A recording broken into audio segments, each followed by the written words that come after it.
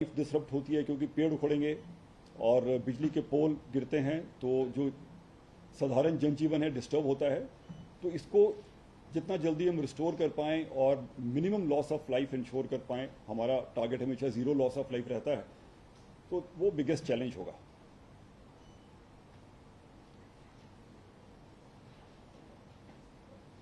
Sir, NDRF का control room किस तरीके से लगातार मॉनिटर कर रहा है सिचुएशन को, और अगर ज़्यादा और ज़रूरत पड़ेगी तो वहाँ पर डिप्लॉयमेंट कैसे होगा? 3 जगह हमारी टीम्स 5-5 की संख्या में रिजर्व की तरह उपलब्ध हैं। बठिंडा में, मुंडली जो भुवनेश्वर के पास है, और अराकोनम जो चेन्नई के पास है। तो हमने उत्तर में और पूर्व में और दक्षिण में टीमें तैयार रखी हैं। एयरलिफ्ट होकर टीमें पहुंचेंगी। जो इंटीग्रेटेड डिफेंस स्टाफ है आईडीएस, उनसे हमारा संकलन रहता है ताकि एयरलिफ्ट होने के लिए जो हमको आईएएफ से, इंडियन एयरफोर्स से हेल्प चाहिए वो हमारी उपलब्ध होती है। इसके लिए तैयारी हमारी है रिजर्व टीम्स के लिए। लेकिन पहले से हमने क्या किया है कि स्टेट गवर्नमेंट की जो रिक्वायरमेंट थी वो 12 टीमों के आसपास की थी, लेकिन हमने एडिशनल टीम्स पहले से ही अधिक महाराष्ट्र से, राजस्थान से पुल करके उस एरिया में तैनात कर दी हैं, जो एक रिजर्व की तरह आज की तारीख में वहीं पे उपलब्ध हैं। ताकि इन 3 जगह से लाने में मुझे समय लग सकता है, तो हमने रिजर्व वहीं उपलब्ध रखा है, जो कि 3-4 जगह बिखरा हुआ है। जैसे राजकोट में 2 टीमें रिजर्व में हैं, एक टीम भुज में रिजर्व में है, एक गांधीधाम रिजर्व में है, एक जामनगर रिजर्व में है। इस तरह हमने 4-5 टीमें स्थल पे रखी हैं रिजर्व की तरह, जो कि जरूर काम में जुट जाएंगी, लेकिन जरूरत से अधिक रेस्क्यूज वहां उपलब्ध करवा दिए गए हैं पहले से ही।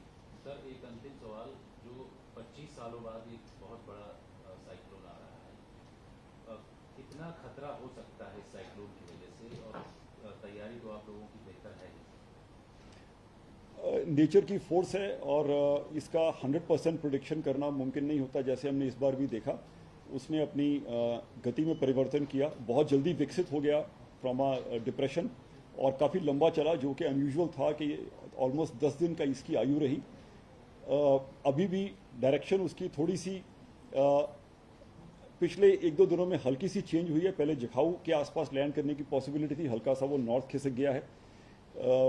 तो इसकी प्रिडिक्शन हम 100% नहीं कर पाते, तो हमारा थॉट प्रोसेस ये रहता है कि खराब में खराब जो स्थिति होगी हम उसके लिए तैयार रहें।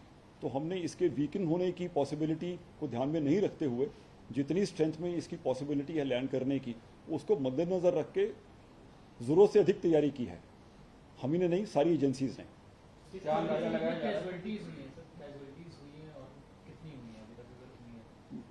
मेरे ध्यान में 5 हुई हैं कि कहीं घर को लैप्स किया है, कुछ और बारिश के कारण नुकसान हुआ है।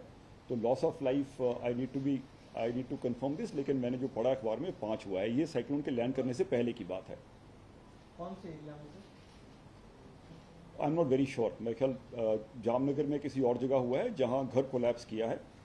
हाँ, इसको हम रिकन्फर्म करके आपको बता देंगे अभी। साइक्लोन का परसिस्टेंस कितना आगे उम्मीद लगाई जा रही है, और कितने एरिया को कवर कर लेगा लगभग? साइक्लोन इनलैंड जाते ही, लैंडफॉल करते ही काफ़ी वीकन होगा जल्दी, तो अंदर तक जाएगा, लेकिन उसकी गति पहले से कम होने की पॉसिबिलिटी है। और जो प्रिडिक्शन है कि लैंडफॉल के बाद उसकी गति घट के 60-70 किलोमीटर की रह जाएगी, तो उससे नुकसान होने की पॉसिबिलिटी कम हो जाएगी। सर, टोटल कितनी टीम डिप्लॉयड है ऑन नंबर? हमारी 18 टीमें डिप्लॉयड हैं, जिसमें 6 टीमें कच्छ में हैं, जो सबसे अधिक असरग्रस्त होने की पॉसिबिलिटी है।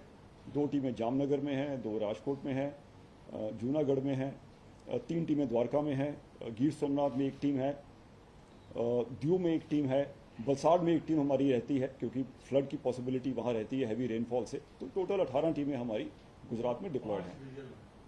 5 रिजर्व, इन्हीं में 5 रिजर्व हैं, क्योंकि हाँ हाँ, इस तरह।